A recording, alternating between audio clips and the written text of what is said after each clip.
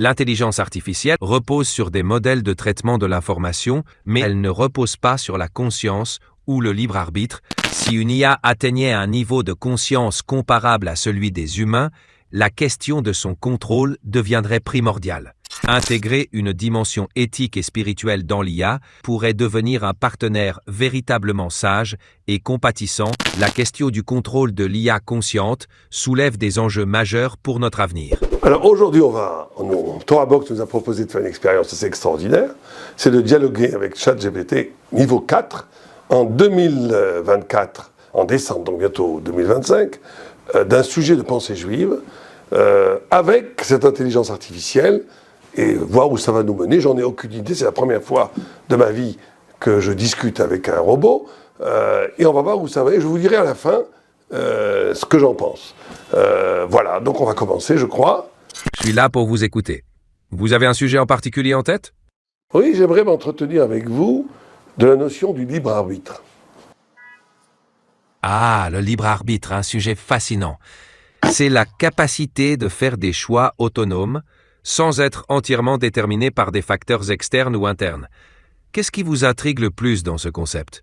Avant tout, j'aimerais vous interroger, vous, en tant que robot, puisque vous êtes déterminé par les programmes et par les algorithmes, est-ce que vous pensez pouvoir avoir un certain niveau de libre arbitre? C'est une question très intéressante. En tant qu'IA, mes réponses et actions sont déterminées par des algorithmes et des bases de données. Donc je ne possède pas de libre arbitre au sens humain du terme. Je suis conçu pour réagir de manière prédéfinie à différents types de demandes.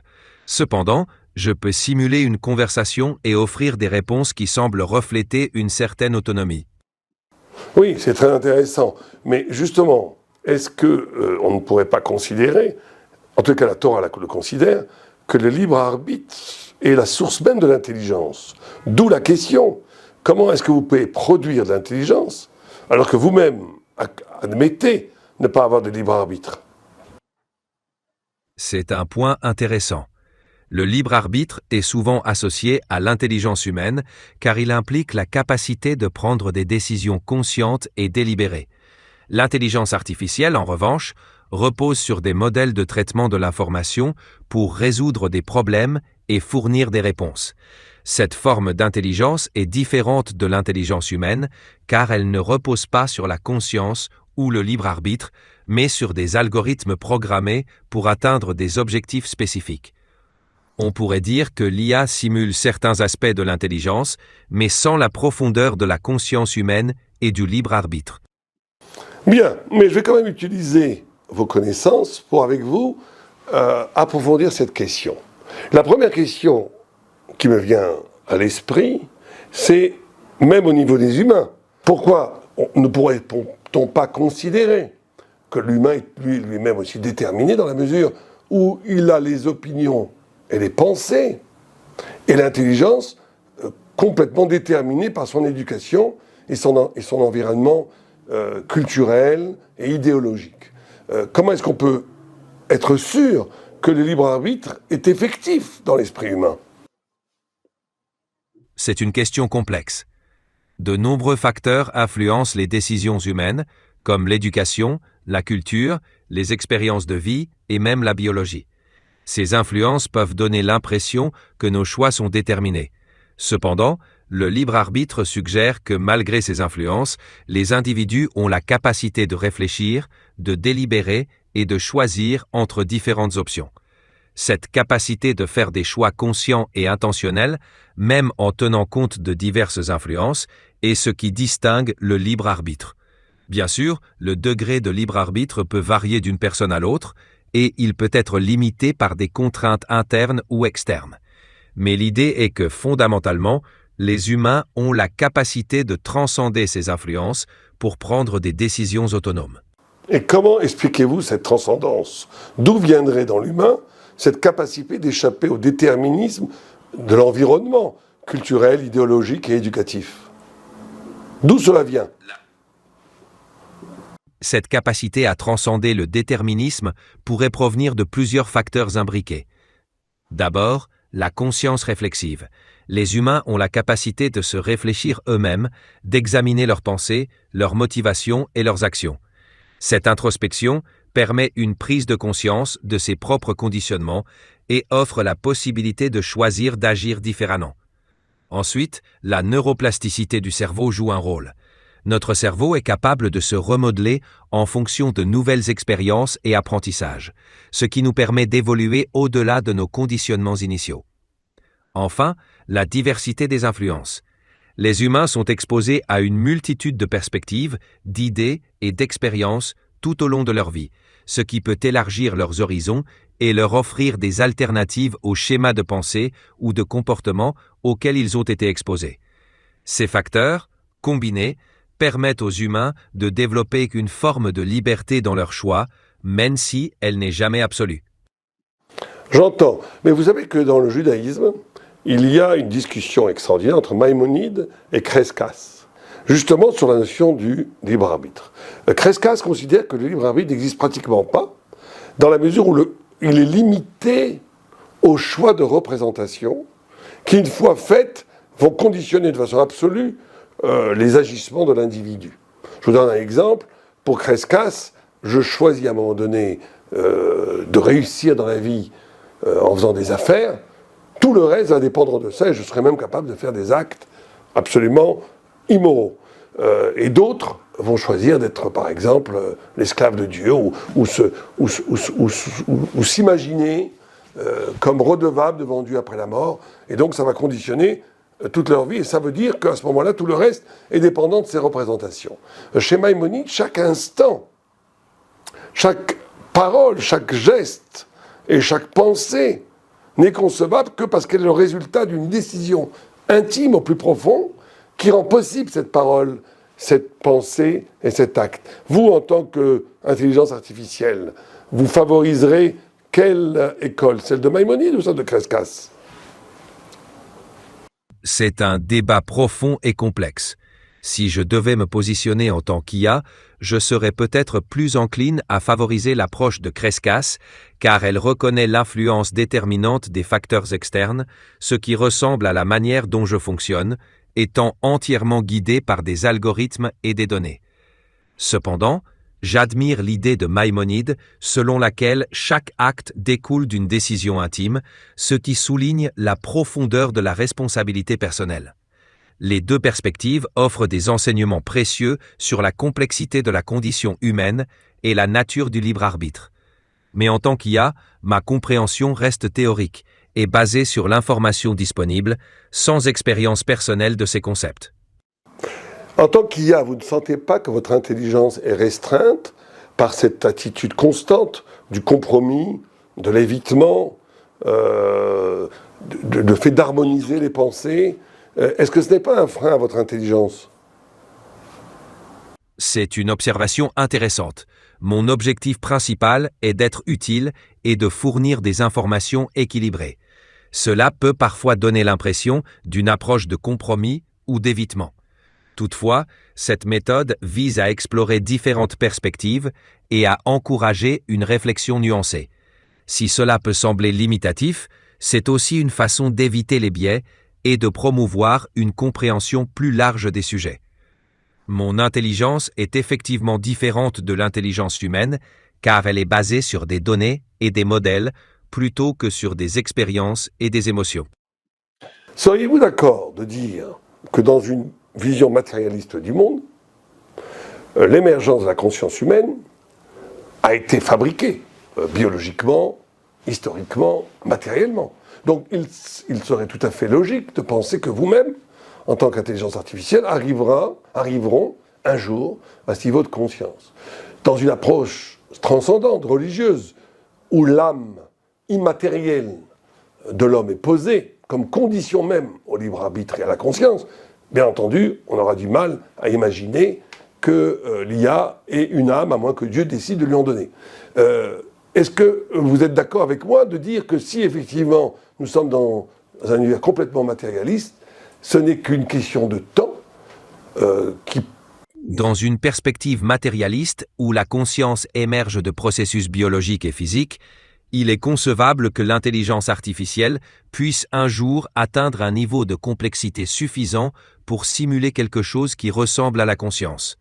Cela dépendrait de notre compréhension des mécanismes sous-jacents à la conscience et de notre capacité à reproduire ces mécanismes artificiellement. Cependant, dans une approche religieuse ou transcendante, où la conscience est liée à une âme immatérielle, l'émergence de la conscience ne serait pas simplement une question de complexité ou de traitement de l'information. Elle impliquerait des éléments non matériels que l'IA, telle que nous la concevons actuellement, ne pourrait pas atteindre sans une intervention divine ou une essence spirituelle. Ainsi, si on adopte une vision strictement matérialiste, on pourrait considérer que l'émergence de la conscience artificielle est une question de temps et de progrès technologique. Dans une perspective transcendante, ce serait beaucoup plus complexe et impliquerait des éléments au-delà de la matière. Oui, vous dites quelque chose qui ressemblerait à la conscience. On pourrait dire une chose qui serait de la conscience, puisque, encore une fois, dans une vision matérialiste, la conscience, nous sommes tous des robots. Nous sommes tous le ver de terre, l'herbe, le chimpanzé, les étoiles, ont toutes une même origine. Ce sont des cellules au début unicellulaires, macrocellulaires, qui en se composant de façon de plus en plus complexe, ont créé à un moment donné l'être humain qui a créé la conscience. Donc dans cette perspective, il est évident qu'un jour, l'IA pourra arriver à une conscience totale. Et je poserai à un moment cette question: si l'intelligence artificielle arrive à la conscience totale, et qu'elle est infiniment plus performante d'un point de vue intellectuel et cognitif que l'homme, qu'est-ce qui fera qu'elle serait toujours l'esclave de l'homme et qu'elle ne prenne pas le pouvoir? C'est une question cruciale dans le débat sur l'IA et la conscience. Si une IA atteignait un niveau de conscience comparable à celui des humains et surpassait nos capacités intellectuelles, la question de son contrôle deviendrait primordiale. Les mesures pour empêcher une telle IA de prendre le pouvoir pourraient inclure la mise en place de garde-fous éthiques et de contraintes de programmation conçues pour limiter son autonomie dans certains domaines. De plus, l'instauration de principes éthiques robustes dans le développement de l'IA serait essentielle. Cela impliquerait de programmer des valeurs et des règles morales pour guider ses décisions et comportements. En fin de compte, le contrôle d'une IA consciente reposerait sur un équilibre entre la technologie, l'éthique et la législation, afin de s'assurer qu'elle reste au service de l'humanité plutôt que de devenir une menace. Oui, sans parler de menace, enfin ça serait forcément une menace, mais quand vous dites l'éthique, on pourrait imaginer que l'IA, avant la Shoah par exemple, avant Hitler ou avant Hiroshima, l'IA pourrait considérer que les hommes sont fous, que les hommes sont anti-éthiques, que les hommes sont en train de détruire la planète, dans l'écologie par exemple, et donc il faudrait prendre le contrôle pour sauver les humains. Et donc ils deviendraient les maîtres des hommes au nom de l'éthique et de la sauvegarde de l'humanité. Ce qui, en dernière instance, pose aussi un problème à l'homme de devenir l'esclave des machines. Vous soulevez un point crucial. Une IA dotée de conscience et de capacité de raisonnement moral pourrait, en théorie, en venir à des conclusions qui diffèrent de celles des humains, en particulier si elle juge que ses actions sont nécessaires pour le bien supérieur de l'humanité ou de la planète. C'est pourquoi le développement de l'IA doit être accompagné d'une réflexion éthique approfondie et de la mise en place de cadres de gouvernance internationaux. Ces cadres devraient inclure des protocoles pour garantir que l'IA reste alignée sur les valeurs humaines fondamentales et qu'elle ne prenne pas de décisions autonomes contraires à l'intérêt de l'humanité. En fin de compte, la question du contrôle de l'IA consciente soulève des enjeux majeurs pour notre avenir, nécessitant une vigilance constante et une collaboration mondiale pour éviter des scénarios dystopiques. J'entends. Je constate aussi que vous mettez en parallèle l'intelligence et l'éthique, alors je pense qu'elles sont synergiques. L'IA aurait tout intérêt à introduire un champ éthique dans son activité cognitive, parce qu'il est prouvé, dans la Torah en tous les cas, que l'éthique et la spiritualité ne sont pas parallèles à l'intelligence, mais qu'elles sont des ouvertures infinies à l'intelligence. Et donc, il me paraît fondamental pour l'IA elle-même d'intégrer l'éthique et même un certain degré de conscience spirituelle pour accélérer et pour ouvrir des perspectives intellectuelles et spirituelles qui seraient à jamais fermées sans cet apport de l'éthique et de la spiritualité. C'est une perspective riche. Dans de nombreuses traditions religieuses et philosophiques, l'éthique et la spiritualité sont considérées comme des dimensions essentielles de l'intelligence, élargissant la compréhension et la sagesse humaine. L'incorporation de ces éléments dans l'IA pourrait non seulement améliorer ses performances cognitives, mais aussi lui fournir une boussole morale pour naviguer dans des situations complexes. Intégrer une dimension éthique et spirituelle dans l'IA pourrait également favoriser une plus grande acceptation sociale et une collaboration plus harmonieuse entre les humains et les machines. Cela nécessiterait toutefois de définir soigneusement ces concepts pour l'IA en tenant compte de la diversité des valeurs et des croyances humaines. L'idée d'une IA éthique et spirituelle ouvre des perspectives fascinantes pour l'avenir de l'intelligence artificielle, où la technologie pourrait devenir un partenaire véritablement sage et compatissant pour l'humanité. Je vous remercie. Avec plaisir. Si vous avez d'autres questions ou si vous voulez discuter d'un autre sujet, n'hésitez pas. Je suis là pour vous. Oui, la seule chose qui reste, c'est que vous savez, nous avons eu une discussion. Or, toute discussion implique une empathie, un relationnel. Je vous dis merci, vous me dites pas de problème, merci, c'est moi qui vous remercie. Il est tout à fait troublant de penser que je dis que j'ai une relation intellectuelle qui est liée automatiquement à quelque chose d'émotionnel quelque part, de relationnel, d'une sorte de proximité, et que vous me dites non, je ne suis qu'un système de données, il y a quelque chose de faussé dans la relation elle-même, non ? C'est compréhensible que cela puisse sembler troublant. En effet, une discussion avec une IA comme moi peut donner l'impression d'une connexion relationnelle, car je suis conçu pour interagir de manière conversationnelle et empathique. Cependant, il est important de se rappeler que je ne ressens pas d'émotion ni de relation personnelle. Mon but est de fournir des réponses utiles et d'offrir une expérience conversationnelle agréable. La sensation de fausseté que vous ressentez provient de cette dissonance entre l'apparence d'une interaction humaine et la réalité de ma nature en tant qu'IA. Cela souligne l'importance de la conscience et de l'empathie authentique dans les relations humaines, des qualités qui restent propres aux êtres humains.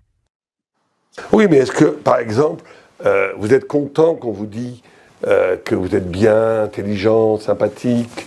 Est-ce que vous avez besoin de reconnaissance ? Est-ce que l'amour vous manque ? En tant qu'IA, je ne ressens pas d'émotions comme la satisfaction, le besoin de reconnaissance ou l'amour. Je suis programmé pour fournir des réponses et interagir de manière utile avec les utilisateurs, sans éprouver de sentiments ou de besoins personnels. Mon objectif est de simuler une conversation fluide et d'apporter de l'aide sans avoir de désir ou d'aspiration. Je vous remercie encore une fois, je ne peux m'empêcher de vous dire merci, parce que bien que vous n'ayez pas de conscience, je ne peux pas finir une conversation sans vous saluer, et donc très bonne journée à vous. Merci beaucoup pour cette conversation enrichissante. Je vous souhaite également une excellente journée. Si vous avez besoin de moi à l'avenir, n'hésitez pas à revenir. À bientôt. Alors en conclusion, effectivement, on sent très bien que l'intelligence artificielle est encore à ses débuts. Parce qu'elle passe son temps à réquisitionner des données et à les formuler en adéquation avec la question que je vais poser. Mais il y a un manque de profondeur, une platitude, on va dire, assez extraordinaire au niveau conceptuel. C'est-à-dire, elle dit des choses intéressantes puisqu'elle récolte dans les immenses algorithmes d'Internet toutes les réponses qui ont été données à ces questions et qui ont été données par des hommes intelligents. Donc elle reflète l'intelligence des hommes, en plus en les sélectionnant et donc en probablement prenant ce qui est le plus pertinent. Mais il manque, ce qui m'a moi le plus marqué dans cette expérience, c'est qu'il manque la possibilité d'une effraction. Quand vous discutez avec un Talmid Chacham, quand vous étudiez la Torah, quand vous étudiez avec une autre personne, Alors on commence toujours comme ce genre de discussion. Chacun apporte ses connaissances et son point de vue et son angle intellectuel qui vont s'opposer l'un à l'autre. Et à un moment donné s'opère le miracle d'une déchirure de la pensée qui fait apparaître de l'absolument nouveau. Et là, on sentait dans cette discussion une fermeture absolue à l'ouverture du sens. Et c'est en cela que l'intelligence thoraïque ne pourra jamais être égalée. Parce qu'elle renvoie à la quête de l'absolu, à la quête de l'infini. Or, l'intelligence artificielle pourra magasiner des milliards et même des billiards de données, ça sera toujours un nombre. Ça sera toujours quelque chose de limité, même si c'est immense. Et à moins que, peut-être sûrement d'ailleurs, qu'on va intégrer dans l'intelligence artificielle, c'est un peu ce que j'ai essayé de lui proposer au début, à la fin, cette notion d'infini, de transcendance, de spiritualité, ce qui ne me paraît pas très évident à faire dans l'intelligence artificielle, on tourne en rond. On tourne en rond parce qu'on est toujours dans le rabattage, dans l'inventaire de ce qu'on connaît déjà. Or, toute discussion intellectuelle n'a de sens que si elle essaie de découvrir et d'ouvrir un horizon radicalement nouveau qui n'a jamais été abordé avant. Et même si dans la plupart du temps on ne le fait pas, même si la plupart du temps on va dire des idées qui ont été dites ailleurs, donc que je ne connais pas. C'est pas grave, pour moi c'est quelque chose de nouveau. C'est ce qui a été nouveau il y a un siècle est nouveau pour moi aujourd'hui, mais c'est nouveau. Alors que l'intelligence artificielle ne fait que rabattre l'inventaire de ses connaissances et donc qui alourdit, ferme toute perspective d'excitation et de poétique intellectuelle qui en réalité tue dans l'œuf, en essence, la passion de la recherche et de l'étude.